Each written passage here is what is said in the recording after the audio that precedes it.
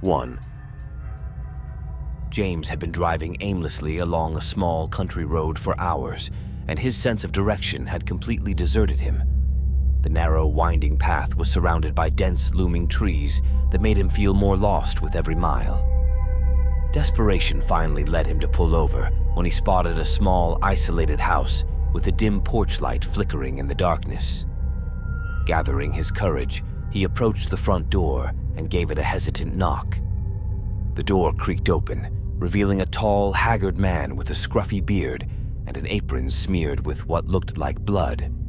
The man's eyes had an unsettling, vacant look. "Can I help you?" the man asked in a voice devoid of warmth. Feeling a sudden chill down his spine, James replied, "I'm sorry to bother you, but I'm lost and was hoping to get some directions." The man hesitated for a moment, then reluctantly stepped aside to let James in. The house was dimly lit, and the air was thick with an overpowering stench that turned James's stomach. Flies buzzed around, and an eerie silence hung in the air.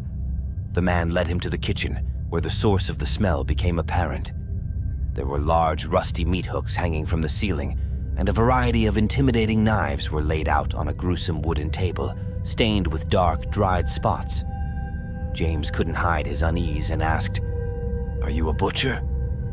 The man's eyes remained locked onto James, and he replied, "Yes, I am." James couldn't shake the feeling that something was deeply wrong in this house. The butcher's cold smile added to his unease. While the man turned to fetch some directions, James decided that he couldn't stay in this unsettling place any longer. He realized that his instincts were screaming at him to escape. Silently, he backed away from the kitchen, his heart racing. As he reached the door, he heard a creaking sound from behind. The butcher was returning, and James knew he had no time to spare. Without a second thought, he sprinted out of the house and back to his car, heart pounding. As he sped away, a chilling sight filled him with terror. In his rearview mirror, he saw the shadowy figure of the man running after the car, his cold smile replaced by a look of sinister determination. James pushed the accelerator to the floor, leaving the sinister house far behind. But the image of the man's shadow chasing after him haunted his nightmares for weeks to come. 2. A chill swept in from the sea as the group of friends settled into their rented beach house. It was the perfect weekend getaway, a chance to relax and escape the stress of city life. The house was nestled amid the dunes, surrounded by the soothing sound of crashing waves. The moon hung low in the sky, casting an ethereal glow over the ocean. As the night settled in, Sarah, the adventurous one of the group, decided to take a solitary stroll along the beach. The soft, powdery sand felt cool beneath her feet, and the rhythmic waves provided a calming backdrop. With the moon as her only companion, she ventured further down the shoreline, her footsteps leaving faint impressions behind her. Minutes turned into hours as Sarah lost track of time while lost in her thoughts. Unbeknownst to her, she had wandered far from the beach house, where her friends had gathered for a late-night bonfire. The moonlight grew shrouded in clouds, and Sarah's peaceful walk turned into an unsettling trek through an unfamiliar, shadowy world. Suddenly, she saw a group of mysterious figures in the distance, their forms flickering in and out of view. Their hushed voices carried on the wind, indistinct and eerie. Sarah felt a shiver run down her spine, but her curiosity got the best of her, and she approached them. As she drew closer, the figures became clearer, and her heart pounded in her chest. They were hooded and cloaked in tattered, seaweed-like shawls. Their faces were hidden in the shadows. When she attempted to speak, her words seemed to vanish into the night. The figures merely gestured, their bony fingers pointing her away from them. Fearing the worst, Sarah turned and fled, but in her panic, she lost all sense of direction. The beach stretched endlessly in every direction, and the sea whispered ominous secrets. The moon was completely hidden now, and she was engulfed in an inky abyss. Back at the beach house, her friends began to worry. They had realized her absence and had ventured out with flashlights in search of her. The chill in the air had grown colder, and the once peaceful waves now seemed to roar with an angry, relentless ferocity. After what felt like hours, they stumbled upon Sarah, disheveled and terrified, her eyes wide with fear. She was shaking uncontrollably, unable to explain what had happened. Her friends quickly wrapped her in a warm blanket, leading her back to the beach house. As they huddled together, Sarah recounted the eerie encounter with the hooded figures. Her friends exchanged uneasy glances. They knew that this remote beach held many mysteries, and they had encountered something otherworldly that night. Despite the warmth of the beach house and the comforting presence of her friends, Sarah couldn't shake the feeling of being watched from the shadows, a lingering sense of dread that would stay with her for nights to come. The beach, once a place of relaxation, had become a realm of chilling secrets that would forever haunt their memories. 3. It was a frigid, moonless night when David found himself exiting the dimly lit cinema at the deserted mall.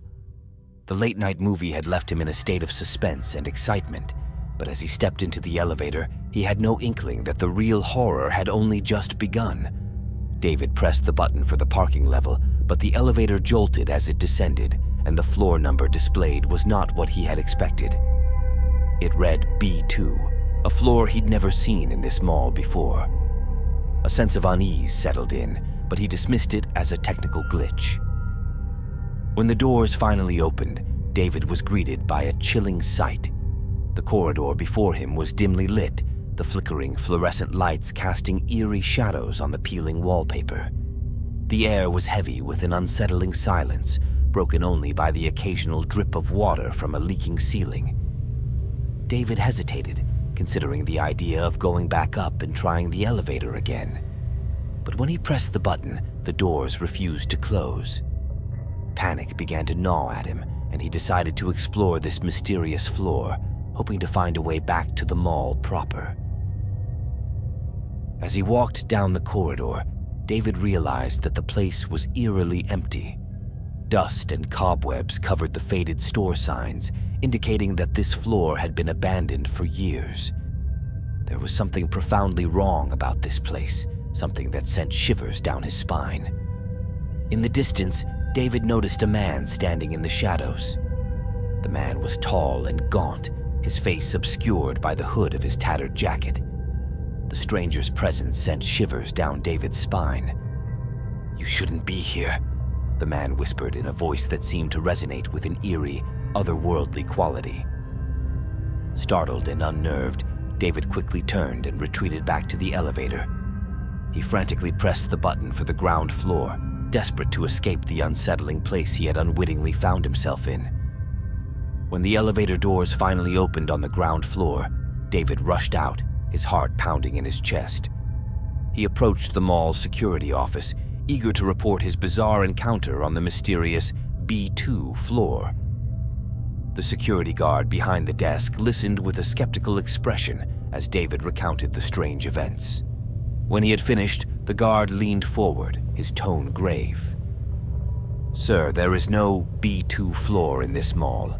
Our records show that there has never been such a floor." David's face paled, and he protested vehemently. He had been on that floor. He had seen it with his own eyes.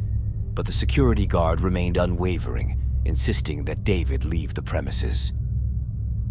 Confused and deeply unsettled, David left the mall, his mind swirling with questions and doubt.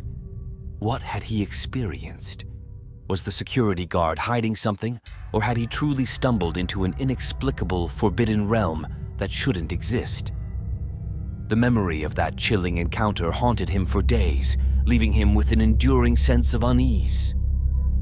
He couldn't escape the feeling that he had ventured into a place that was beyond the understanding of the world he knew, a place that should never have been found.